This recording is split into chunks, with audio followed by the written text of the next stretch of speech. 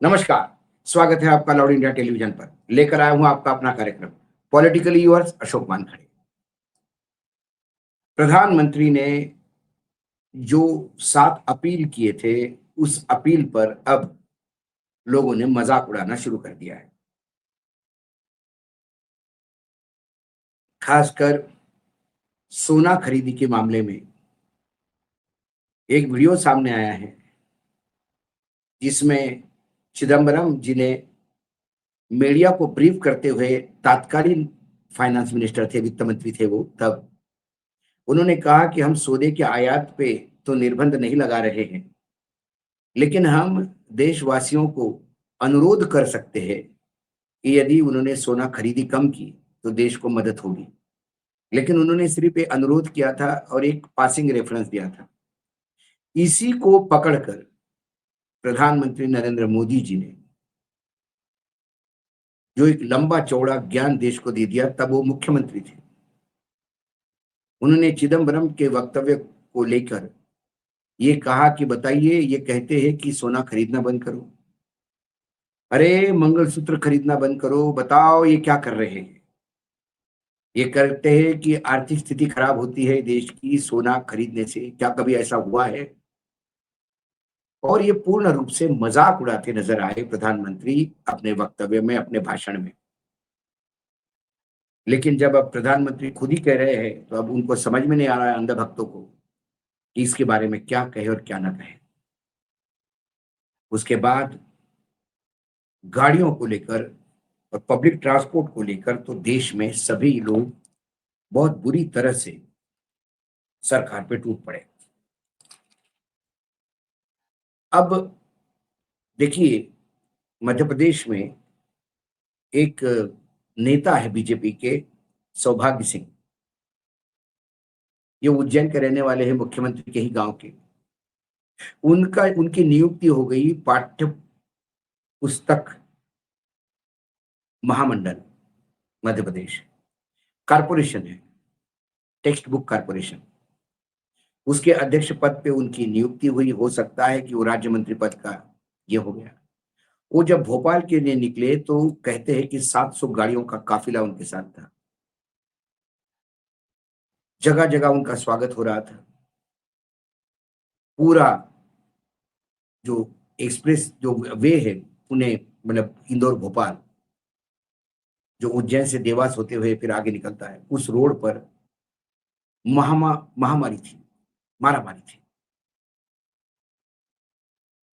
कितना litre petrol फूँक लिया होगा और प्रधानमंत्री नरेंद्र मोदी जी के आह्वान को उनके ही पार्टी के नेता कितने लाइटली लेते और कितने सीरियसली लेते, ये इसका उदाहरण था। दूसरी एक खबर ये आई कि मुंबई में जो मुंबई के भाजपा अध्यक्ष हैं, अनिल साटम, वो नाला सफाई ठीक चल रही कि नहीं चल रही है मुंबई के उपनगरों में, ये देखने के लिए 25 गाड़ियों का काफ़िला लेके घूम रहे थे। इसको लेके बहुत बवाल हुआ। जयंत पाटिल जो राष्ट्रवादी कांग्रेस शरद पवार के बड़े नेता हैं, कद्दावर नेता हैं, उन्होंने सोशल मीडिया पे ट्वीट किया और कहा कि भई मोदी जी ने कहा थाली बजाओ, थाली बजाई, ताली बजाओ, ताली बजाई, दिए लगाओ, दिए लगाए। अब मोदी जी कहते हैं कि भई पब्लिक ट्रांसपोर्ट में घूमो, तो कम से कम महाराष्ट्र में मंत्री अपना काफ़िला तो कम करें, जो 20-20 गाड़ियों का काफ़िला होता है। दोनों उप मुख्यमंत्री और मुख्यमंत्री इनको तो 30-30 गाड़ी का काफ़िला ऐसा बोला गया है। मंत्री क्या एक अपनी गाड़ी और साथ में एक गनमैन के साथ नहीं जा सकते?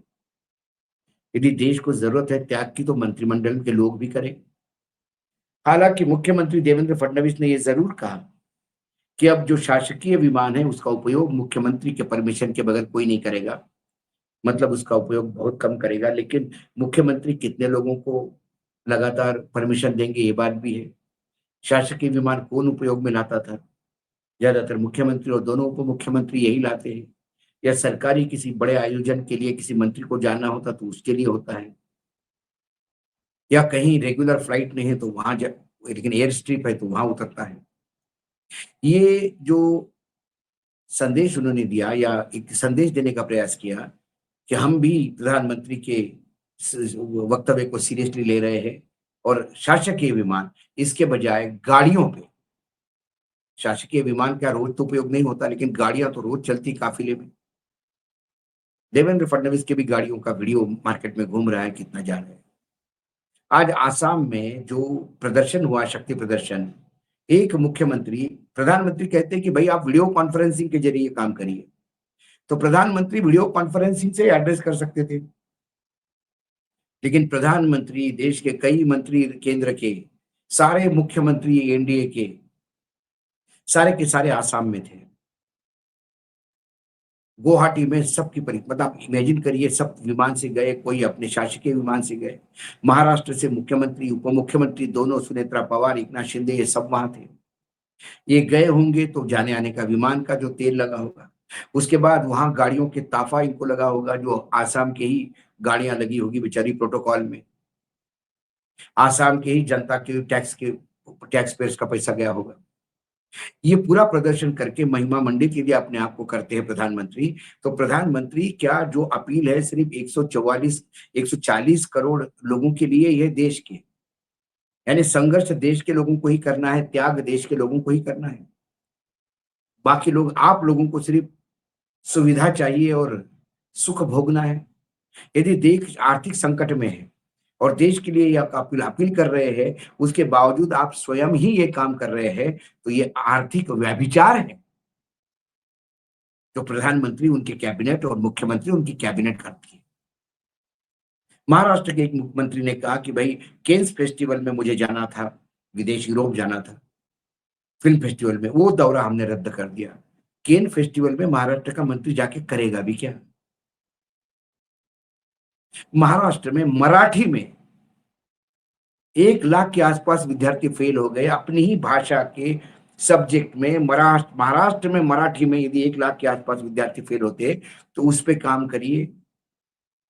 केन्स फेस्टिवल में जाके क्या करेंगे? फिल्म फेस्टिवल में जाके वहां कहा महाराष्ट्र का आप मार्केटिंग करोगे? समझ के परे। लेकिन उन्होंने त्याग की भावना बताई कि हम नहीं जा रहे। एहसान हो गए महाराष्ट्र पे, क्योंकि जाते तो अपने पैसे से नहीं जाते, महाराष्ट्र के टैक्स पेयर्स के पैसे से जाते। उसके बाद जितेंद्र आव्हाड थे, वो म्युनिसिपल कॉर्पोरेशन घोड़े पे चले गए।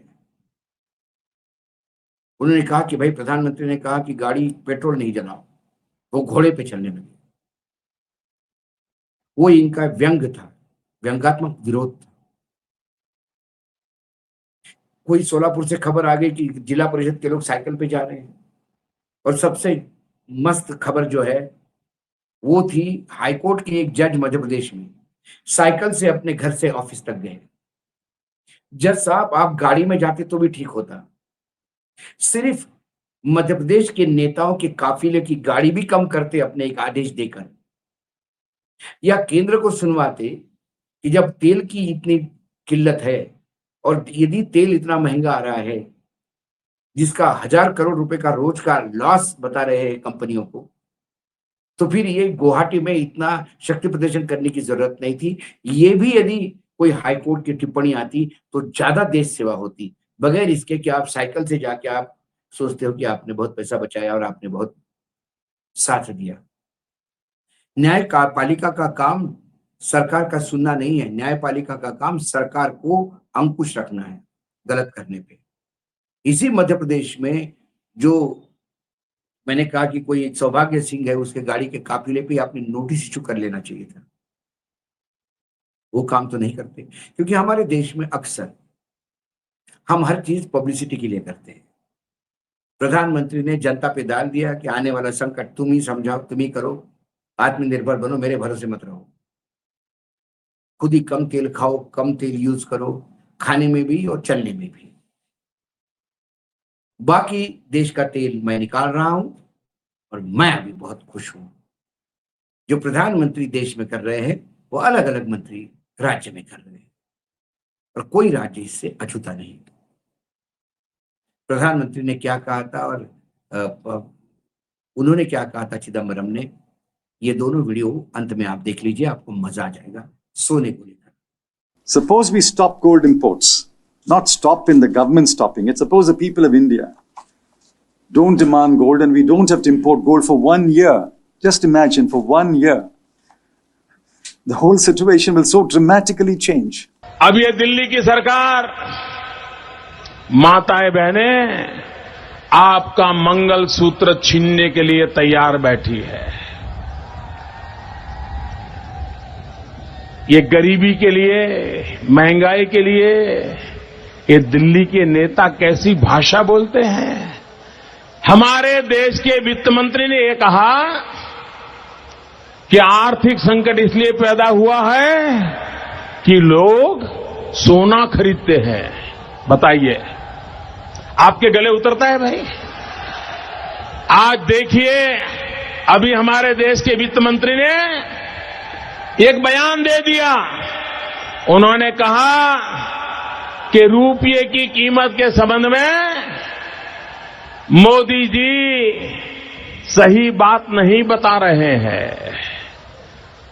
श्रीमान चिदंबरम जी, हम तो आपके जितने विद्वान नहीं हैं। हम तो चाय बेचते बेचते यहां आए हैं।